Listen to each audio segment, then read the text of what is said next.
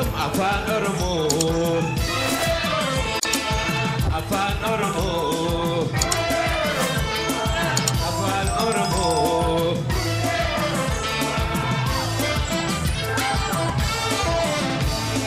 Gurratti mi'aawa yaa'an sagalee cirracha bishaanii baay'inti jedhee. Gurratti mi'aawa yaa'an sagalee cirracha bishaanii baay'inti jedhee. Darbe dammaqsa wayiiduu walaloo lakkaawwamee dhumu hibboof maqmaqsite. Namni seenaa hin qabne nama jiraatti du'e. Namichatu takkaayyuu nama fuuldura dhaabbatee dubbii godhee hin beeku. Incitu hin ciccittaa, hin badu hin babbaddaa. Barattoota akkam jirtu? Nagaa keessanii baga nagaa taatanii tolee barnoota keenya kanaan egaa kan nuti waliin ilaallu seeneffama afoolaa fi ilaalcha Oromooti jechuudha. Kana keessatti har'aaf kan nuti ilaaluu yaallu jechoota sadiidha jechuudha. Tokko seenaa jechuun maali? Lama seeneffama jechuun maali? Sadaffaan seenessaadha jechuudha. Kanaaf egaa jara kanaa yommuu ilaallu yaada hayyootaa wal bira qabuun akkasumas afoola Oromoo jiran wal bira qabnee jarreen kana sadan ilaallaa jechuudha. Gallacha tokkummaa hundee bilisummaa maragaa Afaan Oromoo dagam Afaan Oromoo Afaan Oromoo Afaan Oromoo. Jalqaba irratti seenaan maalii jennee ilaalla jechuudha. Seenaa gaafa jennu waan dhugaa wajjin wal qabatudha. Seeneffama gaafa jennu immoo akkaataa seenaan suni itti seeneffame jechuudha yookiin himame jechuudha. Seenessaa gaafa jennu immoo nama seenaa sana seenessuu jechuudha. Egaa seenaa, seeneffamaa fi seenessaa keessa wanti jiru dhimma himuu fi himamuuti jechuudha. Himuudha gaafa jennu dubbii afaanii wal qabataa jechuudha. Kan itti ilaalle egaa seenaan barreeffamaan jiraachuu ni danda'a. Seeneffamni barreeffamaan kan taa'e jiraachuu danda'a. Seenessaanis akkuma kana seeneffama isaa kana bifa barreeffamaatiin abbummaa kan qabudha jechuudha. Garuu kan nuti ilaallu waan afaaniiti. Afaaniin waan dhihaatu jechuudha. Afaaniin waan himamu, afaaniin dhaloota dhalootatti kan daddarbu jechuudha. Wantoonni afaaniin daddarban kun immoo maali kan jedhus qoqqoonnee ni ilaalla. Egaa as keessatti akka aadaa Oromootti ilaalchi amantii Oromoo dhimma seenaaf qabu maali? Seenaan kun akkamii? Akkamiin seeneffama? Eenyutu seenessaa? Kan jedhu hammata jechuudha. Kanaaf jalqaba seenaan kun gosa hedduutu jira jechuudha.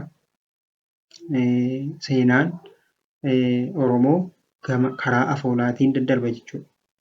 Egaa heddumminaan kan nuti irratti xiyyeeffannu dhimmoota sadiidha jechuudha. Isaanis tokko argaa dhageettii, lama oduu durii, sadii sheekoodha. Isaan kun sadan ilaalcha amantii Oromoo keessatti dhimma dhugeeffannaa, aadaa, barsiifata walumaa gala seenaa uummata Oromoo erga sirni gadaa ijaaramee akkasuma amantiin Oromoo waaqeffannaa hundeeffame as kan afaaniin daddarbanii yoona ga'an kun karaa seeneffamoota afoolaati jechuudha. Seeneffamoonni afoolaa kun immoo jarreen dura amma kaasee sadani jechuudha. Egaa isaan kana har'aaf waa muraasa ilaallaa jechuudha. Yaada hayyootaas fudhannee guyyaa har'aatiif maal akka ta'an gabaabsinee ilaallaa jechuudha. Amma xumuraatti nu faana bu'aa. Yuutuubii keenya sabskiraayib godhaa. gurratti mi'aawa yaa'an sagalee cirrachi bishaanii baay'inni jedhee gurratti mi'aawa yaa'an sagalee cirrachi bishaanii baay'inni jedhee darbe dammaqsa wayiiduu walaloo lakkaawwameen dhumu hibboof maqmaqsite darbe dammaqsa wayiiduu walaloo lakkaawwameen dhumu hibboof maqmaqsite. Tole. Egaa jalqaba irratti kan ilaallu seeneffamoota afoolaa keessaa dhimma seenaati jechuudha. Seenaa jechuun maali kan jedhu gocha raawwatee darbe waan kanaan dura darbee waliin wal qabata jechuudha. Seenaadha gaafa jennu walumaa gala waan kanaan dura darbedha. Waan gara waan ta'ee darbee taateewwan raawwatamanii darban yoomessi isaanii taateen isaanii kan kanaan dura ta'ee jechuudha. Yeroon isaa kan ammaa yookiin kan dhufu irraa adda jechuudha. Sababni isaa kan ta'ee darbedha jechuudha. Innaa darbe fayyadama jechuudha. Kanaaf jalqabaa gara xumuraa kan deemudha jechuudha. Kanaaf seenaadha gaafa jennu egaa seenaan dhugaa ta'uu danda'a, dhugaa ta'uu dhiisuu danda'a jechuudha. Yeroo tokko tokko hayyoonni waan barreeffame seenaan barreeffame dhugaadha, seenaan hin barreeffamne immoo sobaa jedhanii hiiku. Kun garuu wanti barreeffame hundi dhugaadha, wanti hin barreeffamin immoo soba jechuu hin dandeessisu. Kanaafiyyuu ragaaleen seeneffamoota afoolaan darban seenaa dhugaa taasisan ni jiru jechuudha. Inni biraan dhimma seeneffama afoolaan kan wal qabatu yaada himamuu jedhudha. Himamuu gaafa jedhu egaa dhimma himamu sana bira himaan jira. Himaa bira immoo dhaggeeffataan jira. Kanaaf dhimma dhaggeeffachuu fi dubbachuu qabata jechuudha. Namni dubbatu jira, namni dhaggeeffatu jira jechuudha. Walumaa gala himaa fi dhaggeeffataatu jira jechuudha. Egaa seeneffama seenaadha gaafa jennu taatee jenneerra waan ta'ee darbedha jennee seeneffama gaafa jennu immoo wanta seeneffamu sana wanti seeneffamu sun akkaataa itti seeneffamu jiru seeneffama jechuudhaaf egaa seenaan jira jenneerra wanti seeneffamu jira jenneerra wanti seeneffamu sun argaa dhageettii ta'uu danda'a, oduu durii ta'uu danda'a, sheekuu ta'uu danda'a jennee jirra.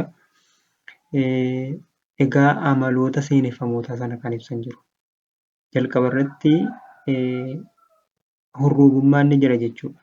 Hurruugummaa gaafa jennu seenessaa fi seenessaan bira dhaggeeffataan jira yookiin hirmaattonni jiru jenneerra. Kanaaf seenessaan afaaniin gaafa dubbatu sochii qaamaa gochuu danda'a jechuudha. Harkaan, miillaan, fuulaan qaamolee miiraa hundumaa sosochoosuudhaan jechuudha. Kan biraan dandeettii hurruugummaa jechuudha.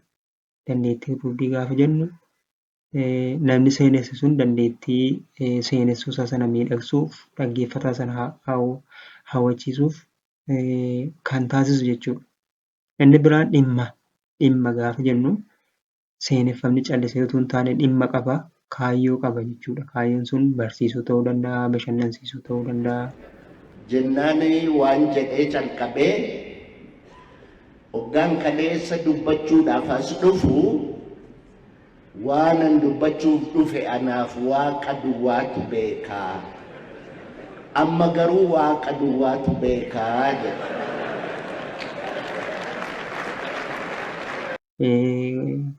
Onnachiisuu ta'uu danda'a. Kanneen kana fakkaatan ta'uu danda'a jechuudha. Inni biraan aadaan murtaa'uudha. Aadaan murtaa'uudha gaafa jennu seenessaan aadaa hawaasa sanaa giddu galeeffachuun dirqama jechuudha. Inni biraan uumamaan dubbii ta'uudha. Dubbii ta'uudha sila kan jenne dhimma dubbachuuti. Dhimma afaaniin seenessuuti malee dhimma barreeffamaa miti yookiin dhimma waraabamee kaa'uu miti jechuudha. Dhimma afaaniin fuulaa fuulatti wal arguutii akka jechuuti. Inni biraan yaadatamee himama kun dubbifamee utuu hin taane yaadatamee kan himamudha. Sammuudhuma keessaa seenessaan yaadatee hima jechuudha. Inni biraan hojii garee ta'uuti. Hojii gareeti gaafa jennu seenessaan qofaasaa hin seenessu akka jechuuti. Kunis seenessuudhaaf dhaggeeffataan jiraachuu qabaa jechuudha. Silaa dhimma himuu fi himamuuti jennee himuu fi wanti himamu sun immoo namatti himamuu qaba. Namni himu jira, namni dhaggeeffatu jira jechuudha. Akkas jechuun dhaggeeffataan jiraachuu qaba jechuudha. Yeroo seenessaan seenessu dhaggeeffattoonni ni dhaggeeffatu. Isaanis miira isaanii ibsuu danda'u jechuudha. Yoo seenessaan haala gaariidhaan seenaa sana dhiyeesse dhaggeeffattoonni immoo jalaa qabu jechuudha. Harka rukutuun, kolfuun, miira isaanii ibsuun kanneen kana fakkaatan waan jiruuf hojii gareedhaa jedhama jechuudha. Kunis hawaasni kan hawaasaati. Seeneffama gaafa jennu oduun durii sheekoon arga dhageettiin kan hawaasaati malee kan nama dhuunfaa miti. Abbummaa hin qabu jechuudha. Abbummaan isaa kan hawaasaa bal'aati jechuudha. Inni biraan hawaasa hunda keessa jiraachuu isaati. Bifa adda addaatiin iyyuu haa jiraatu malee hawaasa gaafa jennu egaa fakkeenyaaf hawaasa Oromoo jechuu dandeenya, hawaasa Gaambeellaa jechuu dandeenya, saba jechuudha. Afaan murtaa'aa ta'e, aadaa, amantaa wal fakkaatu akkasuma bakka qubsuma wal fakkaatu irra kan jiraatu hawaasa jenna. Egaa hawaasni waliin aadaa, amantaa, duudhaa hawaasa waliin qabu seeneffama ni isaa hawaasa sana hunda keessayyuu ni jiraataa jechuudha. Inni biraan ogbarrummaa. Ogbarrummaati gaafa jennu jechi ogbarruu jedhu waan barreeffamaatti fudhatamuu hin qabu. Dhimma kalaqaati jechuudha. Seenessaan kalaqa mataa isaatii yookiin mataa isheetii itti dabaluudhaan seenessa yookiin seenessiti jechuudha. Kalaqa qaba. Nama hawwatamummaa isaa yookiin miidhagina isaa dabaluuf dhaggeeffattoonni yookiin hirmaattonni haala gaarii ta'een akka hordofaniif ni miidhagsu jechuudha. Kanaaf hojii kalaqaa ni qaba jechuudha. Kalaqa gaafa jennu jechoonni keenya dubbii qolaa fayyadamuu sila kan jennee horroobummaa harka facaasuu, mataa raasuu, kolfuu akkasuma miira keenyaan waan sana ho'isuu dandeenyaa jechuudha. Tole barattoota inni biraan dhimmoota seeneffamoota afoolaa keessaa kan ilaallu faayidaadha. Faayidaa maalii immoo qabaa kan jedhudha.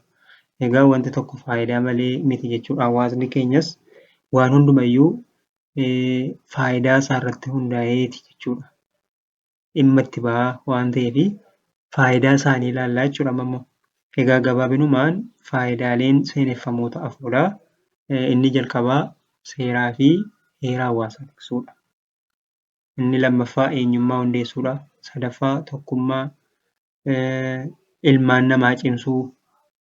Egaa kun hawaasa biroo keessattis dhimma itti ba'amuu danda'a. Inni biraan bashannansiisuu fi gammachiisuu, fedhii fi hawwiin namatti horuu, humnaa fi hamilee namaa kennuu, dandeettii kalaqaa namaa gonfachiisuu.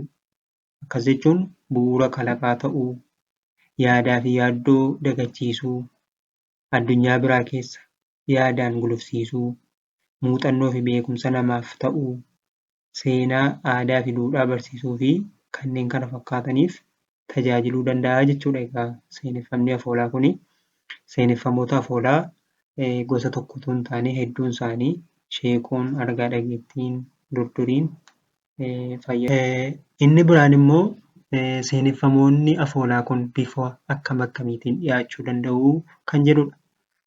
Isa kanas gabaabinaan seeneffamoonni afoolaa karaalee hololoo akkas jechuun dubbii afaaniitiin bifa walaloo osoo hin ta'iin hololoodhaan dubbiidhaan himamuu danda'a.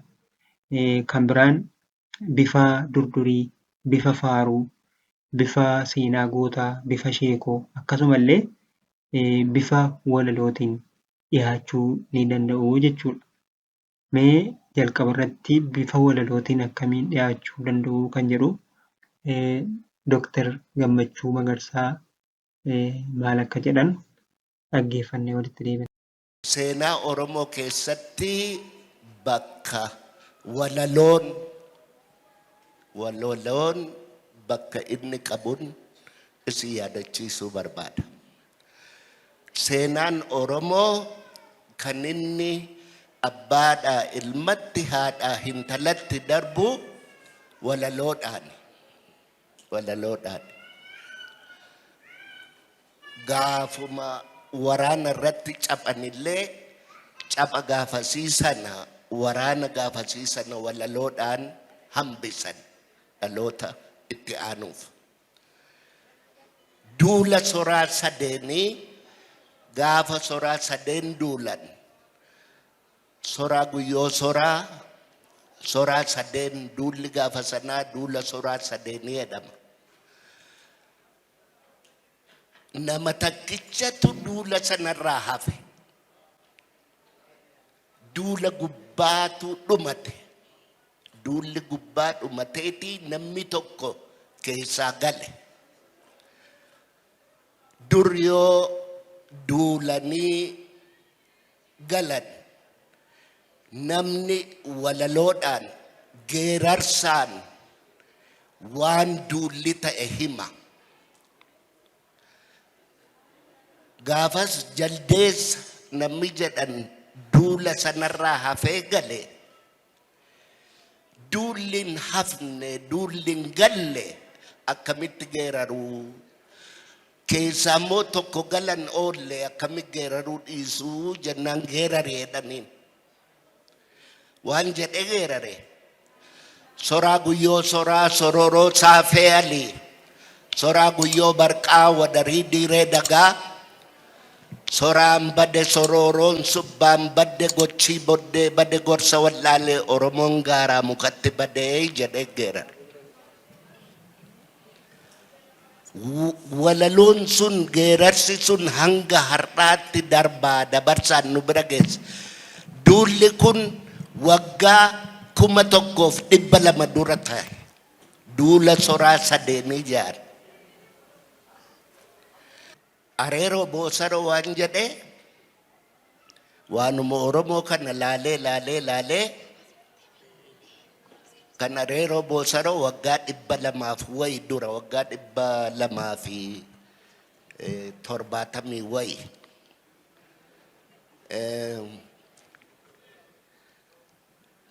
Waan Oromoon keessa jirtu laalee